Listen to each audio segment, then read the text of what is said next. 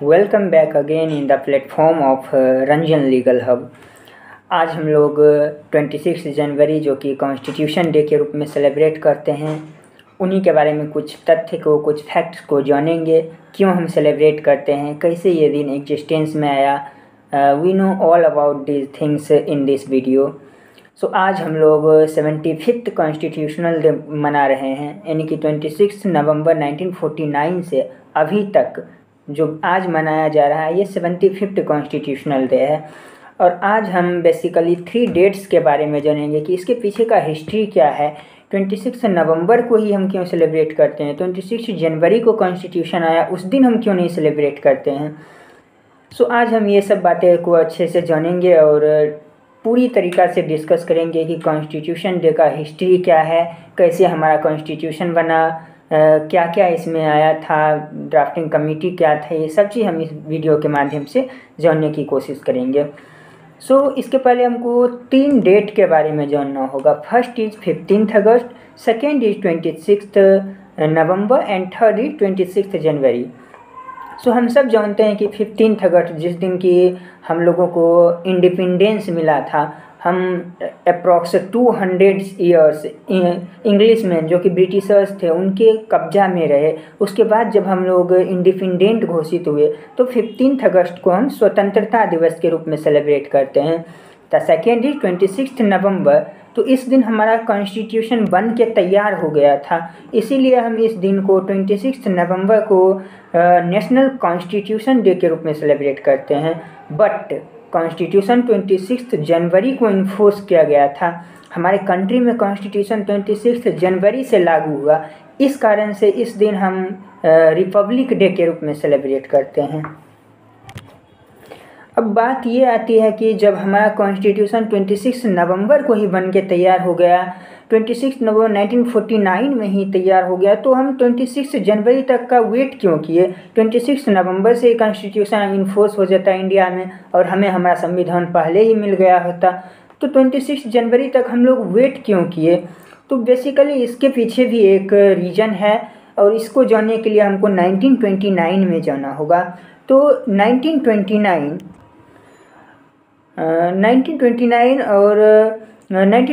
में जो था, ये दिसंबर 1929 की बात है, जिसमें पंडित जवाहरलाल नेहरू इंडियन नेशनल कांग्रेस के प्रेसिडेंट के रूप में इलेक्ट हुए थे। बेसिकली हम जान रहे हैं इस 2 डेट के बारे में, 26 जनवरी और 26 नवंबर के बीच में रिलेशन क्या है उसके बारे में। तो इसके पीछे का हिस्ट्री ये था कि दिसंबर 1929 में जब पंडित जवाहरलाल नेहरू इंडियन नेशनल कांग्रेस के प्रेसिडेंट के रूप में इलेक्ट हुए थे in the session of Lahore, जब लाहौर में इंडियन नेशनल कांग्रेस का सेशन चल रहा था, उसमें पंडित जवाहरलाल नेहरू को इनका प्रेसिडेंट के रूप में इलेक्ट किया गया था और वहाँ पर हमारे भारत का भविष्य निर्धारित किया जा रहा था। इसमें बेसिकली 2 पॉइंट पे बात हो रही थी। The first is whether India should adopt a dominion status और second point is India should adopt Purna Swaraj. India को एक डोमिनियन स्टेटस अडॉप्ट करना चाहिए या पूर्ण स्वराज अडॉप्ट करना चाहिए, इस पर विचार किया जा रहा था और यहीं से हमारे इंडिया का फ्यूचर डिसाइड होने वाला था, हमारा इंडिया का भविष्य निर्धारण होने वाला था यहीं से। डोमिनियन स्टेटस का मतलब होता है कि भारत कुछ हद तक इंडिपेंडेंट तो रहेगा, लेकिन ये ब्रिटिशर्स का कॉलोनी बन के रहेगा, ब्रिटिशर्स के डोमिनियन में रहेगा, ब्रिटिशर्स इसके ऊपर कंट्रोल करेगा। ये अपना इंटरनली मैटर में इंडिपेंडेंट रहेगा, बट एक्सटर्नली इस पर ब्रिटिशर्स का कंट्रोल होगा। इनके समर्थक पंडित जवाहरलाल नेहरू के फादर जो थे, जिनका नाम था मोतीलाल नेहरू जी, उन्होंने इनका फेवर किया था कि हमको ब्रिटिशर्स का कॉलोनियन बनकर रहना चाहिए, क्योंकि अभी इंडिया के पास इतना रिसोर्सेस नहीं है कि ये खुद अपना सब कुछ इंडिपेंडेंटली कर सके, तो हमें ब्रिटिशर्स का कॉलोनियल बनकर रहना चाहिए और धीरे धीरे हम पूर्ण स्वराज को अडॉप्ट कर लेंगे। बट वेरियस लीडर्स थे, उन्होंने इनका अपोज किया और बहुत सारे लीडर्स का मानना ये था कि नहीं, इंडिया को पूर्ण स्वतंत्रता चाहिए, हमें पूर्ण स्वराज चाहिए, हमारे ऊपर किसी का डोमिनियन नहीं रहेगा, हम फुल्ली इंडिपेंडेंट रहेंगे। इनके समर्थक थे पंडित जवाहरलाल नेहरू, सुभाष चंद्र बोस, बाल गंगाधर तिलक एक्सेट्रा। बहुत सारे नेता थे जो कि पूर्ण स्वराज के समर्थक के रूप में काम कर रहे थे। और इसी बात को लेकर इस सेशन में वोटिंग होने वाली थी और यहीं से इंडिया का फ्यूचर निर्धारित होने वाला था। तो इसमें जब वोटिंग हुई दोनों में कि कौन कौन है जो India should adopt dominion status का फेवर करते हैं और कौन कौन है जो India should adopt Purna Swaraj का फेवर करते हैं, तो इसमें पूर्ण स्वराज को फेवर करने वाले बहुत ही ज़्यादा थे और मेजोरिटी ने वोट किया कि हमें पूर्ण स्वराज चाहिए। और तभी से इसी सेशन में ये डिसाइड किया गया था कि नेक्स्ट ईयर, यानी कि जब ये सेशन हो रहा था उसके आने वाले नेक्स्ट ईयर में लास्ट डे ऑफ जनवरी को हम पूर्ण स्वराज डे के रूप में सेलिब्रेट करेंगे, क्योंकि ये सेशन 1929 में हो रहा था। तो अगला साल जो 1930 का जनवरी का लास्ट संडे था वो 26 जनवरी पर रही थी और इसी दिन पूर्ण स्वराज के रूप में हम लोग सेलिब्रेट करने वाले थे। और सबसे पहले पूर्ण स्वराज डे सेलिब्रेट किया गया 26 जनवरी 1930 को। यही पहला दिन था जब 26 जनवरी को हमारे हिस्ट्री में एक गोल्डन लेटर के रूप में लिखा गया था। इसके बाद अब हम बात कर लेते हैं 26 नवंबर की बात। तो 26 नवंबर 1949 ये भी हमारे लिए एक इम्पोर्टेंट डे है, क्योंकि आज 26 नवंबर को ही हम कॉन्स्टिट्यूशन डे के रूप में सेलिब्रेट कर रहे हैं। तो ये भी एक महत्वपूर्ण गोल्डन लेटर माना जा सकता है in our history, in Indian history. जब 26 नवंबर 1949 की बात करते हैं तो इस दिन हमारा संविधान बन के तैयार हो गया था। कॉन्स्टिट्यूएंट असेंबली में हमारा संविधान पेश किया गया था। इसमें भी जवाहरलाल नेहरू प्रेजेंट थे, क्योंकि जवाहरलाल नेहरू भी कॉन्स्टिट्यूशन मेकिंग बॉडी के रूप में काम कर रहे थे और वो प्रेजेंट थे इस जगह पे जब हमारा कॉन्स्टिट्यूशन बन के तैयार हो रहा था। उनका कहना था कि हम पूर्ण स्वराज डे जो कि 26 जनवरी 1930 को सेलिब्रेट किए हैं उसी को याद रखने के लिए 26 नवंबर को जब कॉन्स्टिट्यूशन बन के कॉन्स्टिट्यूएंट असेंबली में पेश किया गया तो ये बात पर डिसीजन हो रहा था कि अब हम इस कॉन्स्टिट्यूशन को इन्फोर्स कब से करें इंडिया में। तो पंडित जवाहरलाल नेहरू का मानना ये था कि जब हम फर्स्ट डे पूर्ण स्वराज के रूप में सेलिब्रेट किए हैं 26 जनवरी 1930 को, तो उसी दिन को याद रखने के लिए हम ठीक 2 मंथ के बाद 26 जनवरी को हम कॉन्स्टिट्यूशन को इन्फोर्स करेंगे इन आवर कंट्री, जिससे कि हम पूर्ण स्वराज डे को भी याद रख सकें। और उनके इस बात से बहुत सारे लीडर्स जो थे कॉन्स्टिट्यूएंट असेंबली में मौजूद, उन्होंने इसको एक्सेप्ट किया और ये तय किया गया कि 26 जनवरी को ही हमारा कॉन्स्टिट्यूशन इन्फोर्स होगा इन आवर कंट्री।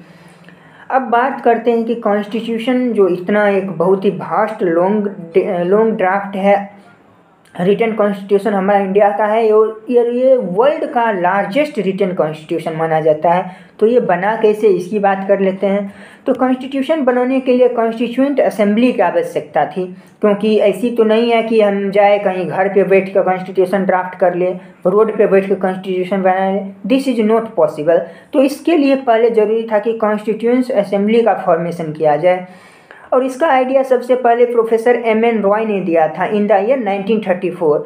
1934 में जब प्रोफेसर M.N. रॉय के द्वारा ये दिया गया कि हमको इंडिया को कॉन्स्टिट्यूशन बनाने के लिए कॉन्स्टिट्यूएंट असेंबली की ज़रूरी है, तो इनके बात को ज़्यादा ध्यान नहीं दिया गया और 1935 में ब्रिटिशर्स के पास ये गए भी थे कि हमको कॉन्स्टिट्यूएंट असेंबली दिया जाए जिसमें हम अपना कॉन्स्टिट्यूशन फ्रेम करेंगे। तो ब्रिटिशर्स ने फुल्ली कह सकते हैं कि रिजेक्ट कर दिया इनके बात को और इनके बात को कहा गया कि नहीं, ऐसा नहीं हो सकता, क्योंकि वो जानते थे कि अगर इंडियन अपना कॉन्स्टिट्यूशन फ्रेम कर लेंगे तो हम उस पर अपना शासन नहीं, आधिपत्य नहीं जमा सकेंगे, जिस कारण से उन्होंने इसके बात को रिजेक्ट कर दिया था। लेकिन धीरे धीरे कहते हैं ना कि जब चिंगारी सुलग जाती है तो कभी ना कभी आग का रूप ले ही लेती है। उसी तरह हुआ कि धीरे धीरे इनके बात को उस समय तो नहीं माना गया, लेकिन धीरे धीरे करके एक कैबिनेट मिशन प्लान लाया गया था इन द ईयर 1946 और इसमें ब्रिटिशर्स ने इंडियंस को अपना कॉन्स्टिट्यूएंट असेंबली बनाने की अनुमति प्रदान कर दिया कि इंडियन अपने लिए कॉन्स्टिट्यूएंट असेंबली फ्रेम करेंगे जिसमें वो अपना कॉन्स्टिट्यूशन फ्रेम कर सकेंगे। और इसमें ये जो कॉन्स्टिट्यूएंट असेंबली था इसमें इनिशियली 385 मेंबर्स थे, 385 मेंबर थे। कब? जब कॉन्स्टिट्यूशन फ्रेम किया गया और इसके मेंबर को इनडायरेक्टली अपॉइंट किया गया था by the Britishers and some Indians. मिल करके जब कॉन्स्टिट्यूशन के मेंबर को अडॉप्ट कर रहे थे, इलेक्ट कर रहे थे, तब 385 मेंबर्स थे। बट अनफॉर्चुनेटली 14 अगस्त 1947 को जब इंडिया और पाकिस्तान का पार्टिसिपेशन हो गया, जब पाकिस्तान हमसे अलग हो गया, तब इसमें मात्र 299 मेंबर ही बचे थे। और इन मेंबर्स में डॉक्टर सच्चिदानंद सिन्हा, जो कि सबसे ओल्डेस्ट मेंबर थे, उनको इस कॉन्स्टिट्यूएंट असेंबली का प्रेसिडेंट के रूप में इलेक्ट किया गया था। और ये कहा गया कि ये जो हैं टेम्पररी प्रेसिडेंट के रूप में काम करेंगे in the constituent assembly. But after that doctor Rajendra Prasad को परमानेंट प्रेसिडेंट के रूप में अडॉप्ट किया गया था, परमानेंट प्रेसिडेंट के रूप में इलेक्ट किया गया था। इसके बाद असेंबली में 2 वाइस प्रेसिडेंट थे। बेसिकली हम लोग जानते हैं कि सिर्फ एक ही थे, बट ऐसा नहीं था, 2 वाइस प्रेसिडेंट थे। First is H C. Mukherjee and second is B T. Krishnamacharya.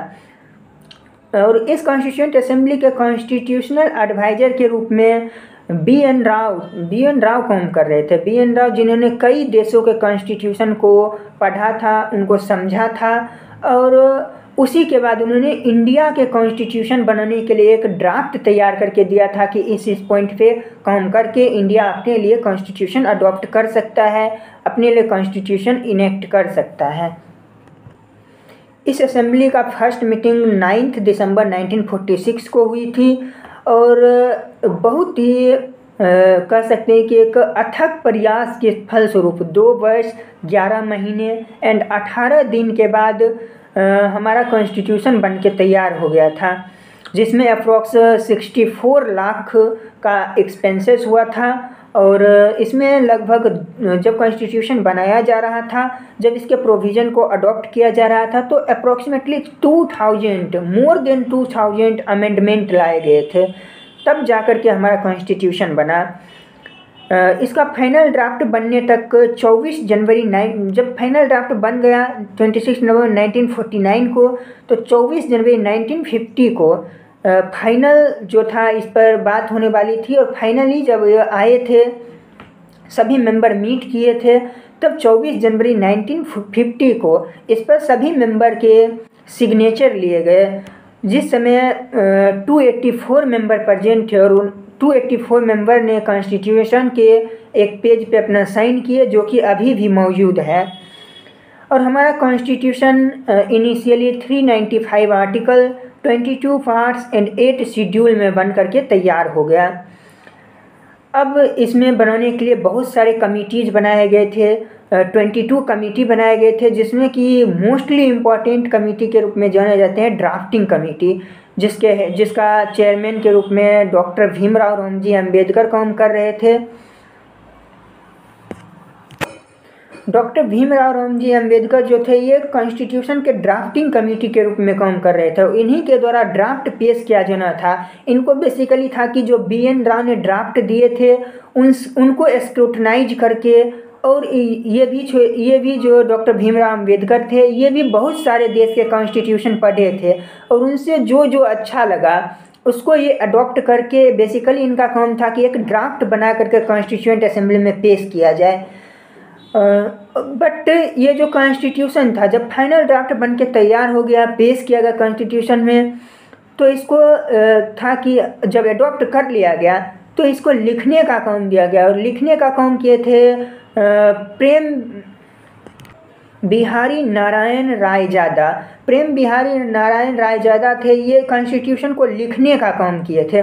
Doctor Bhimrao Ambedkar के द्वारा जब ड्राफ्ट को लेकर इनको दिया गया कि इनको आपको लिखना है, तो इन्होंने कहा कि ठीक है, हम लिख तो देंगे, लेकिन ये जो इतना मेहनत करते, इनके बदले में कुछ कंसिडरेशन इनको भी चाहिए। तो ये पैसा नहीं मांगे थे। इन्होंने कहा था कि हम कॉन्स्टिट्यूशन को लिखेंगे और उसके हर एक पेज पे हम अपना नाम मेंशन करेंगे। तब भीमराव अम्बेडकर के द्वारा इनको एक्सेप्ट किया गया और उन्होंने हर एक पेज पे अपना नाम लिखा।